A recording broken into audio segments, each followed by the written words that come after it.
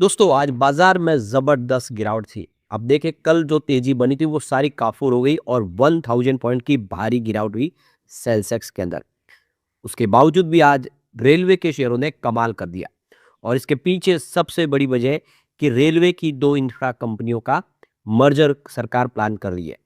पूरी अपडेट क्या है, ये मर्जर किस तरह से होगा और इससे शेयर होल्डर को क्या बेनिफिट होगा, उनका स्वैप रेशियो कैसा होगा, उन सारी बातों को समझेंगे।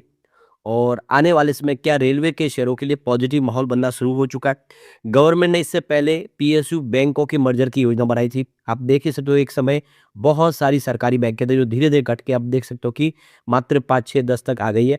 और आने वाले समय सरकार की योजना है कि सिर्फ दो बड़ी सरकारी बैंकें रहे, बाकी सारी बैंकों का मर्जर कर दिया जाए।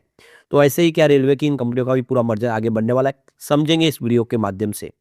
लेकिन फ्रेंड्स उससे पहले अगर आप पहली बार हमारे चैनल पे आए तो चैनल को सब्सक्राइब कर दीजिए, एक बेल आइकॉन दबा दीजिए ताकि जब भी नया वीडियो बने पहला नोटिफिकेशन आपको मिले। वीडियो पसंद आए तो लाइक से जरूर कीजिए।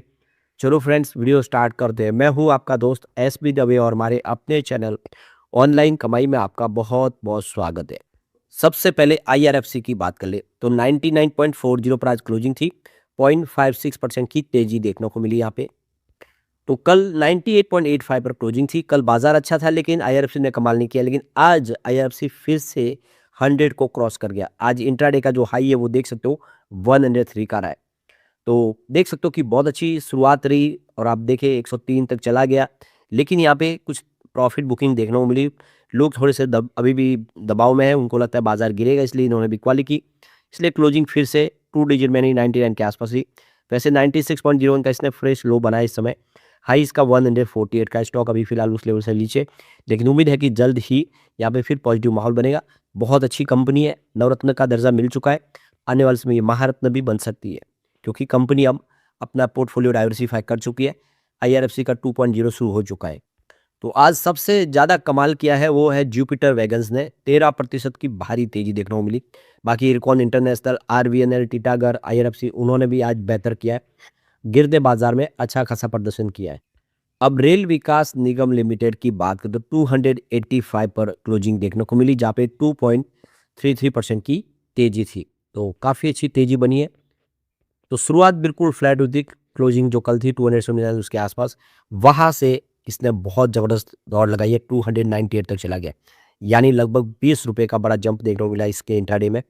इसका 271 का फिलहाल एक 52 वीक का नया लो बना। वहाँ से स्टॉक ने अब बेहतर करना शुरू किया है। वैसे 447 इसका 52 वीक का हाई है।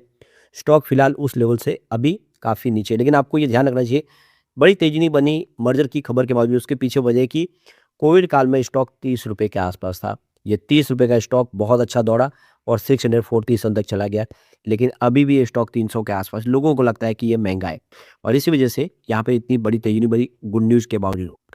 तो यहाँ पे जो बड़ी अपडेट निकल के आ रही है, रेलवे की दो बड़ी कंपनियों का मर्जर होने जा रहा है और ये इस मर्जर को लोगों ने हाथों हाथ लिया है।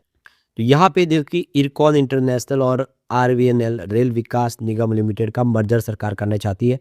तो सरकार की तरफ से दो जो रेलवे कंपनियां हैं उन दो सरकारी कंपनियों का मर्जर करके एक करने पर सरकार विचार कर रही है, यानी इरकॉन इंटरनेशनल और रेल विकास निगम लिमिटेड का मर्जर करना चाहती है सरकार। इसके लिए रेलवे मिनिस्ट्री की तरफ से प्रपोजल दिया गया है। रेलवे की दो बड़ी सरकारी कंपनी इरकॉन इंटरनेशनल और रेल विकास निगम लिमिटेड, ये मर्जर की खबर के बाद शेयर बाजार में हलचल जबरदस्त मच गई है। मीडिया रिपोर्ट में दावा किया गया है कि रेलवे मिनिस्ट्री ने दोनों पीएसयू के मर्जर का औपचारिक प्रपोजल तैयार किया है। इस खबर के बाद दोनों कंपनियों के शेयरों में अच्छी तेजी देखने को मिली। निवेशकों ने जम के खरीदारी भी की।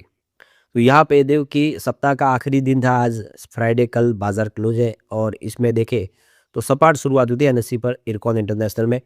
और दिन के कारोबार में देख सकते हो कि शुरुआत 133 पर हुई थी, पर ये इंट्राडे में 149 तक चला गया और काफ़ी अच्छा है।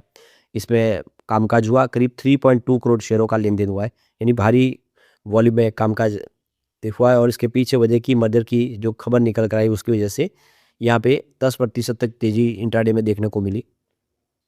दूसरी तरफ देखिए रेल विकास निगम लिमिटेड में भी इंट्राडे में 7% की शानदार तेजी देखने को मिली।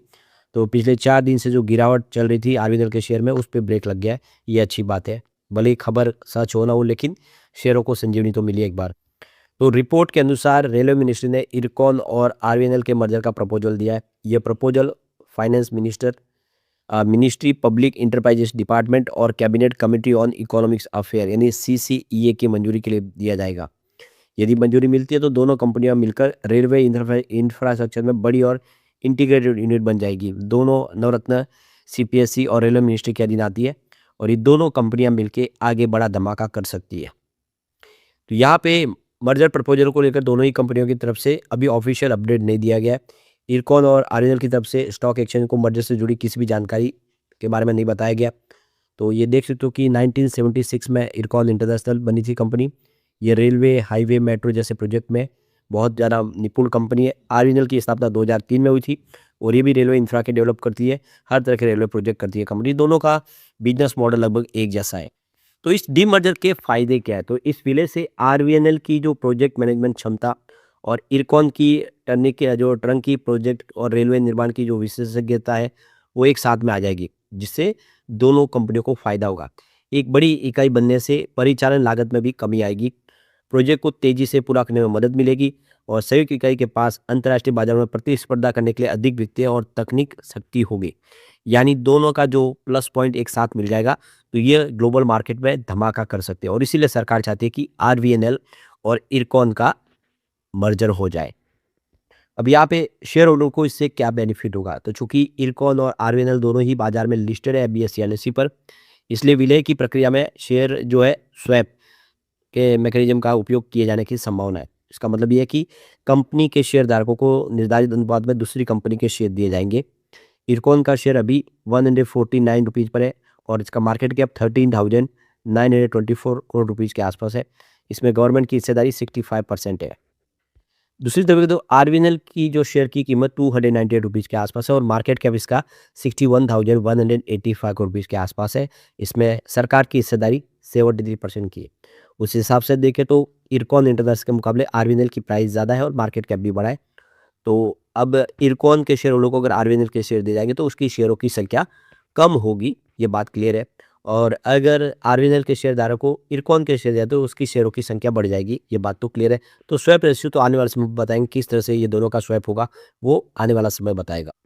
तो यहाँ पे देखिए इरकॉन इंटरनेशनल की इंजीनियरिंग और कंस्ट्रक्शन कंपनी है, मुख्य रूप से ट्रांसपोर्ट इंफ्रास्ट्रक्चर से जुड़ी परियोजना में ये इसके पास काफ़ी बड़ी महारत है। कंपनी का अंतर्राष्ट्रीय पर भी मजबूत नेटवर्क है। ये south east Asia, middle east समेत कम से कम 31 देशों में 900 से अधिक परियोजनाएं पूरी कर चुकी है। यानी ग्लोबल मार्केट में इसकी प्रेजेंस बहुत अच्छी है और नवरत्न सरकारी कंपनी है। दूसरी तरफ रेल विकास निगम लिमिटेड बोले तो ये भी रेलवे सेक्टर से संबंधित कंपनी है और देश में देखो कि जो इलेक्ट्रिफिकेशन का 25% से ज़्यादा काम आरवीएनएल ने ही किया है। रेलवे ट्रैक बिछाना और मेट्रो प्रोजेक्ट वगैरह इस तरह से करने वाली ये नवरत्न कंपनी है। दोनों का जो बिजनेस मॉडल लगभग एक जैसा है और ये भी ग्लोबल मार्केट में अच्छा अब आगे बढ़ रही है जॉइंट वेंचर्स के माध्यम से। तो ये मर्जर निवेशकों के लिए भी फायदेमंद होगा। लेकिन फ्रेंड्स, कोई भी इन्वेस्टमेंट करने से पहले अपने फाइनेंशियल एडवाइजर से एडवाइस ले ले या अपना खुद का रिसर्च करें, क्योंकि मैंने वीडियो आपके एजुकेशनल पर्पज़ के लिए ही बनाया। वीडियो पसंद आए तो लाइक से जरूर कीजिए और चैनल को सब्सक्राइब कर दीजिए। Thank you friends.